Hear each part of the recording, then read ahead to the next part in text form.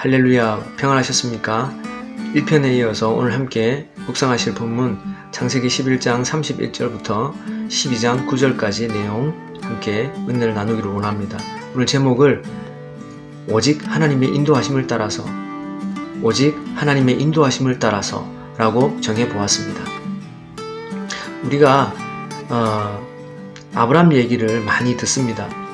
저는 이 아브라함 얘기를 묵상하면서 하나님께서 인도하시는 그 과정 속에서 그냥 아브라함이 믿었다, 그냥 하나님이 인도하셨다 라기보다는 무언가 그 속에 담겨져 있는 구체적인 하나님의 방법이 있지 않을까 라고 생각이 들었습니다.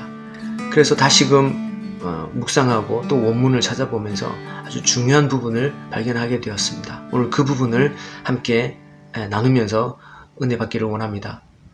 히브리서 11장 8절에 보면 아브라함이 갈대 우르를 떠날 때 갈 바를 알지 못하고 떠났다라고 말씀하고 있습니다. 그렇다면 아브라함이 그냥 단순하게 아무것도 생각하지 않고 그냥 떠났을까요?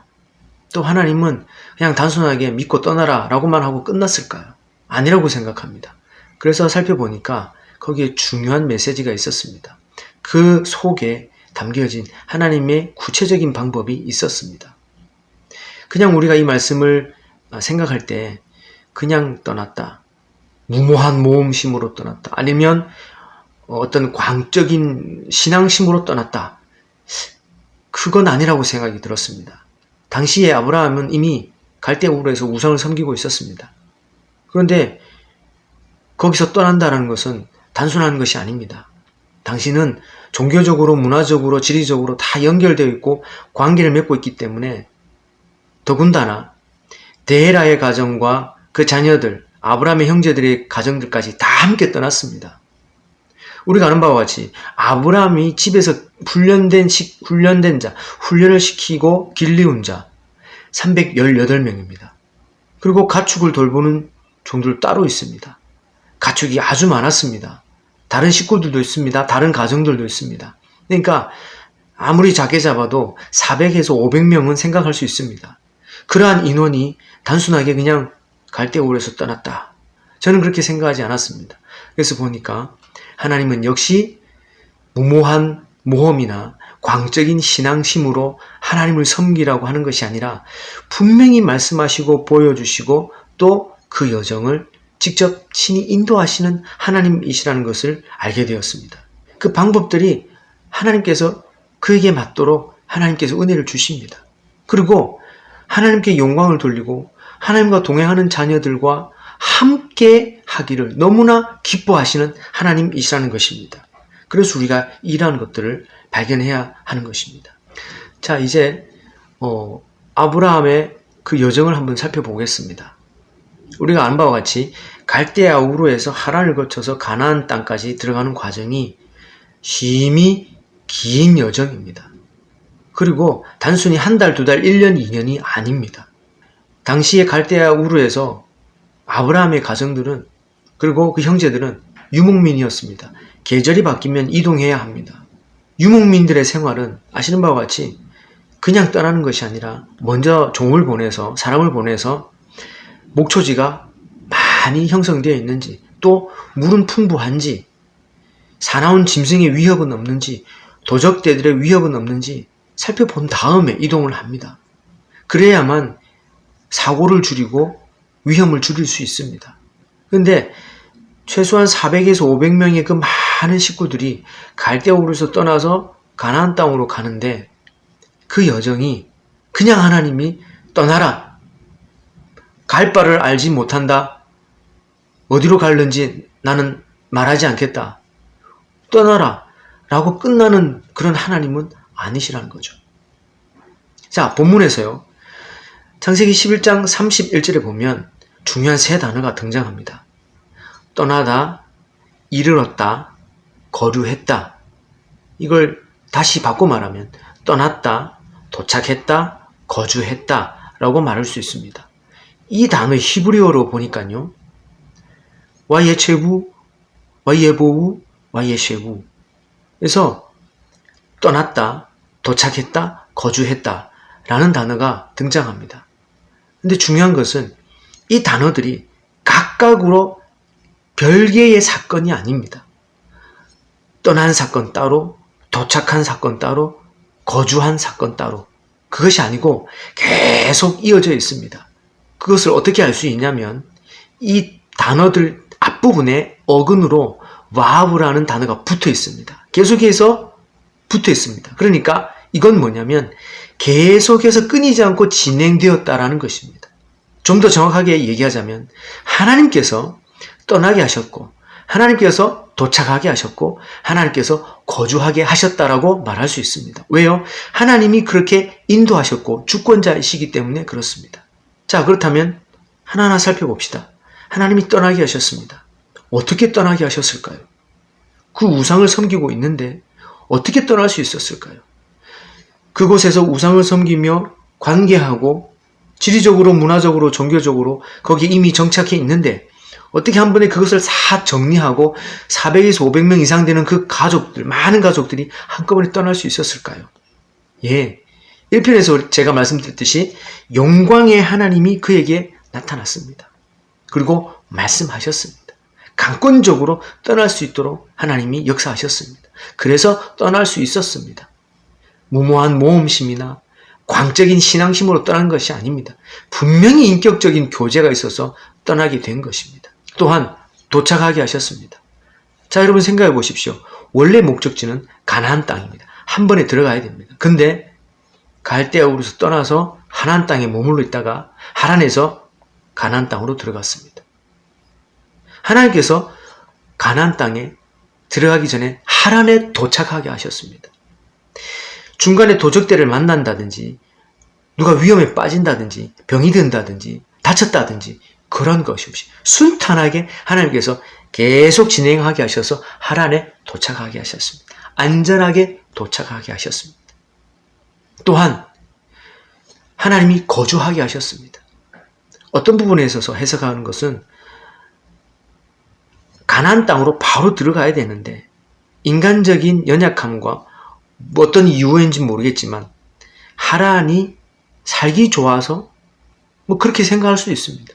어쨌든 하란에 거주했습니다. 잠깐 멈췄습니다. 근데 잠깐이 아니라 최소 60년 이상 거기에 살았습니다. 그러니까 아브라함이 인간적인 어떤 생각으로 살았다라고 해석하기보다는 하나님께서 거기에 거주하게 하셨다라는 것이죠.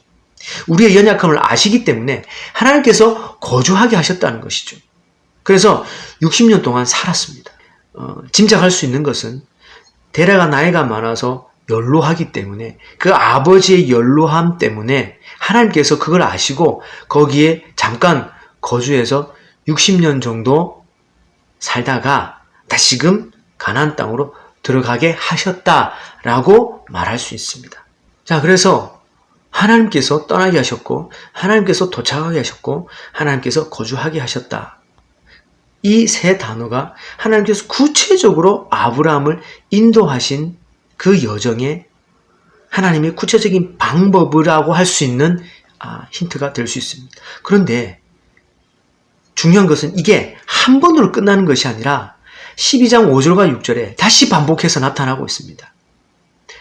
떠났다, 들어갔다, 거주했다.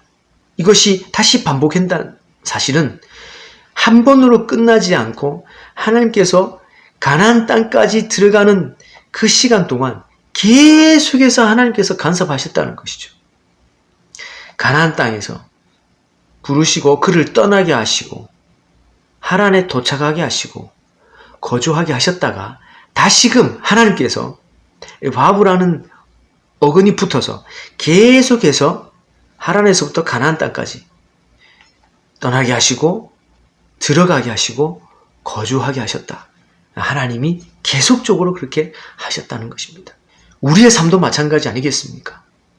우리가 우리 마음대로 사는 것 같지만 아닙니다. 하나님은 그 하나님의 자녀들을 분명하게 친히 인도하시겠다라고 말씀하고 있습니다. 시편 28편 9절 말씀, 계시록 7장 17절 말씀, 우리의 목자가 되어주셔서 친히 인도하시고 하나님께서 친히 함께 하시겠다.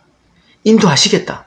하나님께서 약속하시고 말씀하셨습니다. 그러므로 하나님 그 사랑하는 자녀들을 그냥 여기저기 흩어서 살게 하시는 것이 아니라 하나님께서 떠나게 하시고 하나님께서 도착하게 하시고 하나님께서 거주하게 하시는 그런 은혜가 분명히 있다는 사실입니다. 예, 물론 아브라함의 부르심과 아브라함의 인도하시는 그 여정은 특별합니다. 그런데 그 아브라함만 특별하나요? 아닙니다.